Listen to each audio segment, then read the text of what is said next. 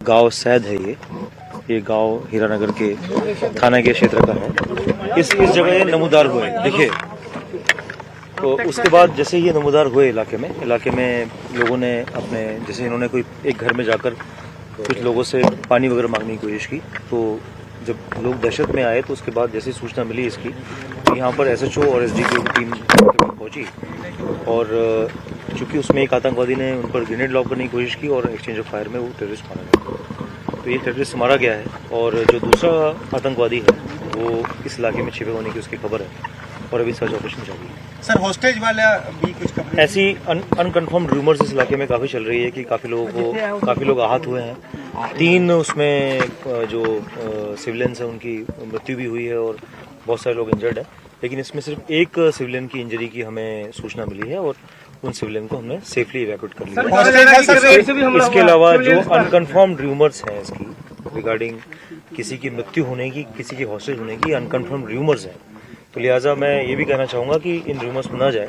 और हम इसका पहले कंफर्मेशन देंगे, उसके बाद ही। और इस बारे में और ज्यादा जानकारी के साथ एक बार फिर जुड़ चुके हैं हमारे साथ हमारे रिपोर्टर सबीर। इस वक्त क्या अपडेट्स हैं? देखिए विशाल, जो लेटेस्ट अपडेट है वो ये है कि ADGP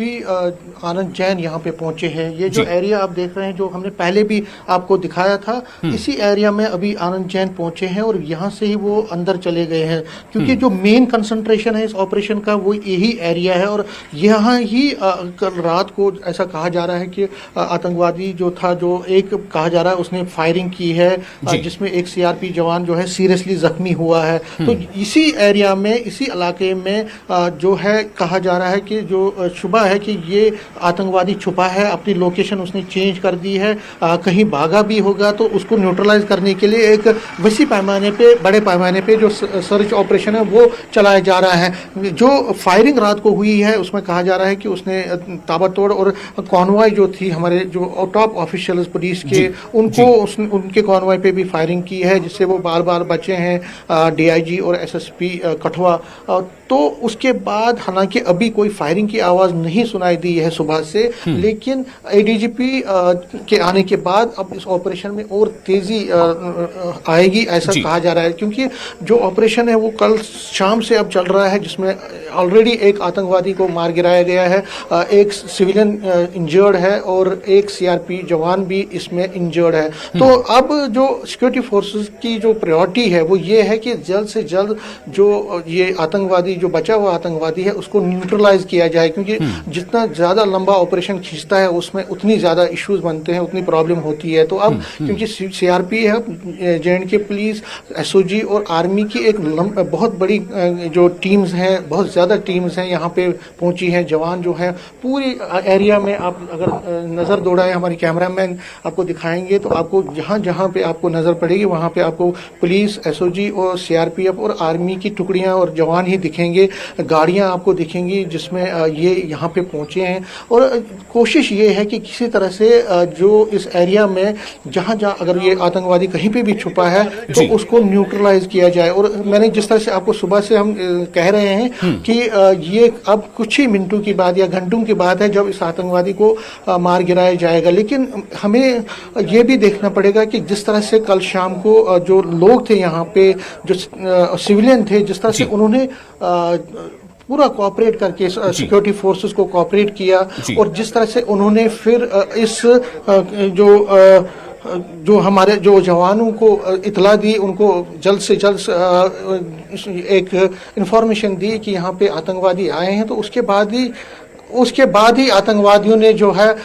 यहाँ पे फायरिंग की, लेकिन उनको मुंहतोड़ जवाब दिया गया, जिसमें एक आतंकवादी को मार गिराया गया। तो कोशिश है सिक्योरिटी फोर्सेस की कि जो बचा आतंकवादी है उसको मार गिराया जाए, क्योंकि कंसंट्रेशन यहाँ पे सिर्फ एक ही नहीं है, सिर्फ यहाँ पे ही फायरिंग नहीं हो रही है, यहाँ पे ही इनकाउंटर नहीं हो रहा है, बल्कि भद्रवा में भी इनकाउंटर चल रहा है इस वक्त, और वहाँ से भी कई जो इनकाउंटर है वो इस चलने की अभी सूचना मिली है।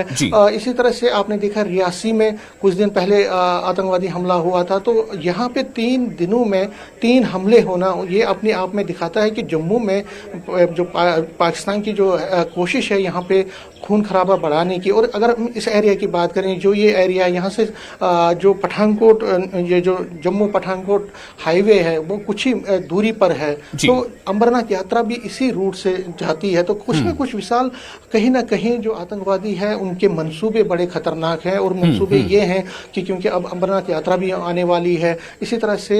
जो कई और यात्राएं चलती है, वैष्णो देवी यात्रा चलती है, बाकी यात्राएं होती है, एक तो वो उस पर रखना डालने की, और दूसरा जो पॉलिटिकल एक प्रोसेस अब यहाँ पे शुरू होने वाला है असेंबली पोल्स के जरिए, उसमें रखना डालने की कोशिश है। और कोशिश ये है जो मिलिटेंटों की कि किसी तरह से जम्मू रीजन में इकोनॉमी को हिट किया जाए, इकोनॉमी को वो किया जाए, तो कोशिश इनकी यही है। बिल्कुल समीर, आप हमारे साथ बने रहे। जरा भद्रवाह का रुख करते हैं। जैसा आपने बताया था अभी कि कई जगह पे ये इस तरह की हरकतें जो है वो नापाक हरकतें की गई हैं और इसमें बुज़दिलाना तौर पर ये इस तरह से वॉर किया गया है। ये सायर हमारे साथ मौजूद है इस वक्त ज़्यादा जानकारी के साथ। सायर, आप हमें बताएं इस वक्त वहां पर क्या जानकारी मिल रही है, क्या अपडेट है? देखिए विशाल, इस वक्त जो अपडेट आ रही है वो यही आ रही है कि छतरगला जो इलाका है वहाँ पे जो है एनकाउंटर लगातार जो है अभी भी जारी, और लगातार जो है सिक्योरिटी फोर्सेस जो है वो उस तरफ जो है वो जारी, चाहे वो इंडियन आर्मी हो, एसओजी हो या जम्मू कश्मीर पुलिस हो, हर एक जो भी सिक्योरिटी एजेंसीज है वो वहाँ पे इस वक्त जारी है, ताकि जो आतंकवादी वहाँ पे हैं उनको जल्द से जल्द जो है वो मार गिराया जाए और वापस से जो है वो जो एक पीसफुल माहौल था बद्रवाह, जिसको आज जो है वो डिस्टर्ब करने की कोशिश जो है वो आतंकवादियों के द्वारा की गई, उनको उस कोशिश में कामयाब ना होने दिया जाए और जल्द से जल्द जो है वो इन आतंकियों को ढेर किया जाए। इस वक्त हम बिल्कुल नाल्ठी के मकाम पे मौजूद है, जहां पे आप देख सकते हैं कि पूरा नाका लगा हुआ है, चाहे सिक्योरिटी फोर्सेस हो, सिविलियन हो या मीडिया हो, यहां से आगे जाने की इजाजत बिल्कुल भी नहीं दी जा रही है। आप बिल्कुल अलर्ट हैं, चाहे वो जम्मू कश्मीर के जो जवान है वो बिल्कुल अलर्ट हैं, हर एक जो यहाँ के रिहाइश पजीर हैं, जो यहाँ पे इस इलाके के रहने वाले हैं, क्योंकि ये जो रोड है ये बद्रवाह, बनी, बसौली, पठानकोट हाईवे है और कोई काफी सारे इलाके, चाहे वो पुनेजा हो, नाल्टी हो, बस्ती हो, काफी सारे इलाके जो हैं वो इस रोड पे जो है वो मिलते हैं। और उसके बाद जो जहाँ पे एनकाउंटर चल रहा है वो काफी दूर दराज का इलाका है। आप इस वक्त मैं दिखाना चाहूंगा कैमरा, क्योंकि चॉपर जो है वो यहाँ पे आया हुआ है, क्योंकि वो काफी हाइट पे है, शायद हम आपको दिखा ना पाए। जो अभी भी जो है वो जस्ट जो है वो एक चॉपर भी जो है वो दिख रहा है कि चॉपर जो है वो चॉपर भी वहां की तरफ जा रहा है। मैं दिखाने की पूरी कोशिश कर रहा हूं, क्योंकि चॉपर जो है काफी हाइट पे है, शायद कैमरा इसको फोकस ना कर पा रहा हो, लेकिन अभी अभी जो है वो लेटेस्ट अपडेट जो हेलीकॉप्टर है वो भी जो है वो छतरगला की तरफ जा रहा है। अब शायद चॉपर के जरिए जो है वो सर्च की जाएगी कि कहाँ पे आतंकवादी छुपे हैं, उनको जल्द से जल्द न्यूट्रलाइज किया जाए। क्योंकि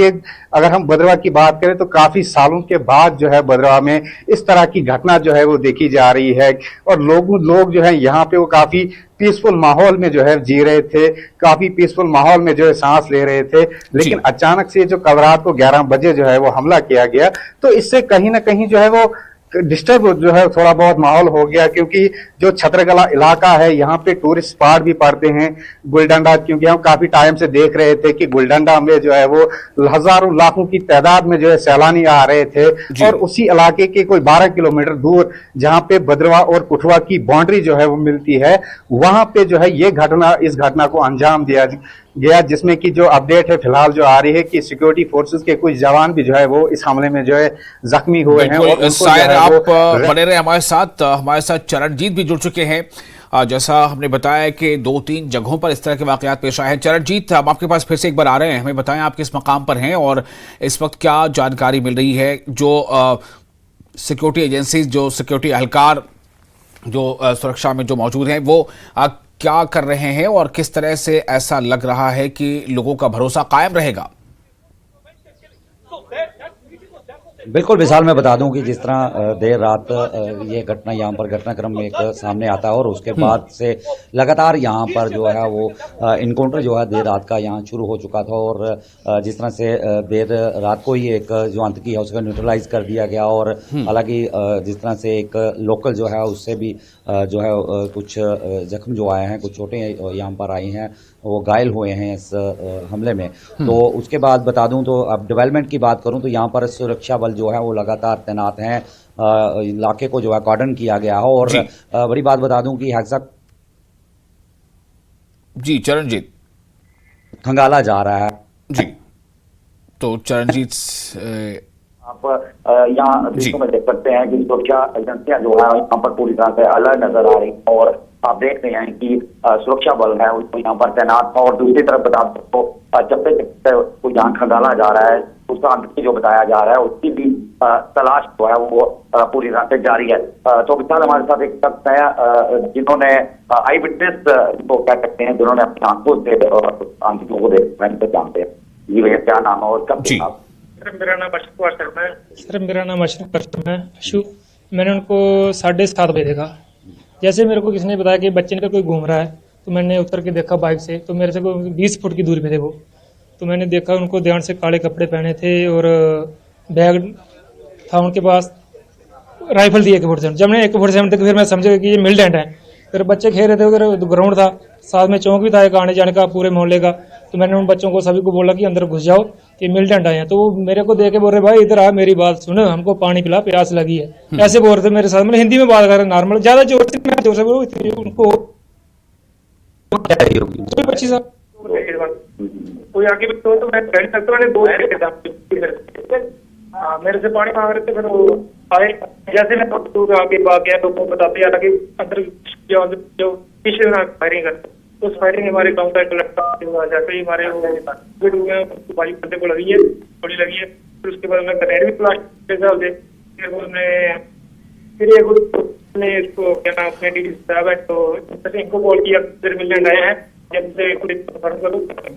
चरणजीत थोड़ी आवाज सही नहीं आ पा रही, लेकिन ये है कि बहुत इंपॉर्टेंट आप बातचीत जो कर रहे थे उनसे वो अहम है कि जो यानी शाहिद थे जिन्होंने देखा और जिन्होंने शायद बातचीत भी की,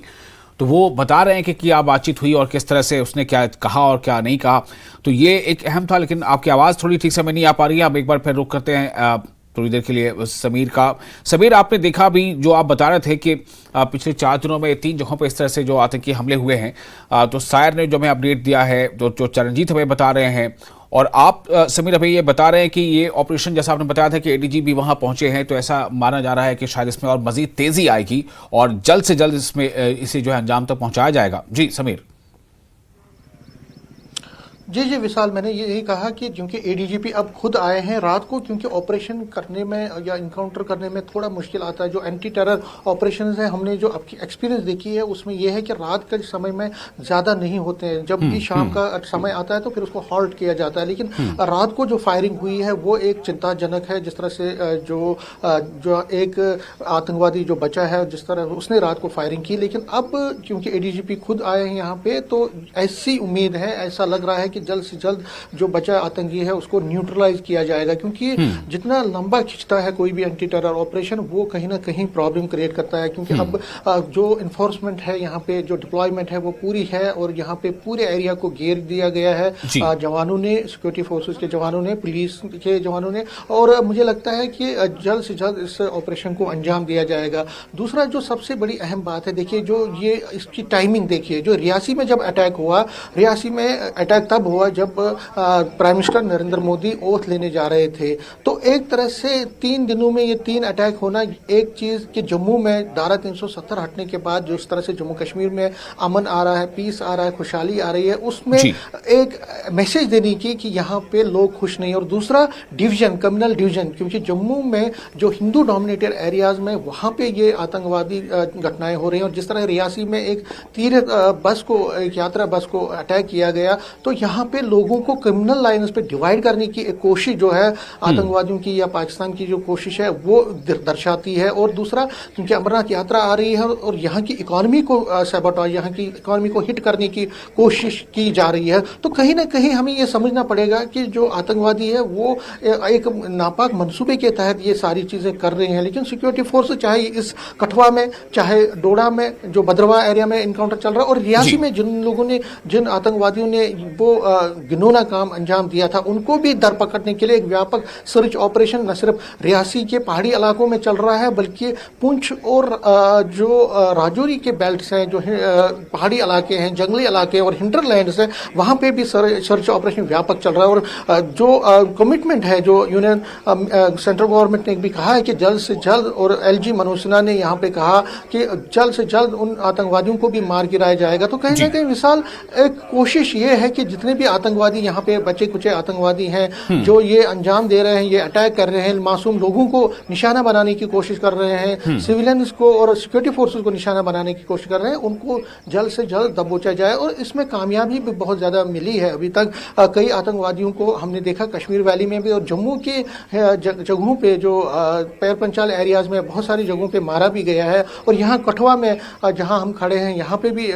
एक आतंकवादी को कल शाम को न्यूट्रलाइज किया गया और दूसरे को न्यूट्रलाइज करने की तैयारी चल रही है। तो कहीं ना कहीं सिक्योरिटी फोर्सेस ने भी अपना जो एक तेजी लाई है इन आतंकवादियों के खिलाफ। और मुझे लगता है कि जो सिक्योरिटी एक्सपर्ट भी कह रहे हैं कि कोशिशें तो बहुत ज़्यादा हो रही हैं पाकिस्तान की या आतंकवादियों की कि यहाँ पे क्रिमिनल लाइन्स पे लोगों को डिवाइड करें, यहाँ पे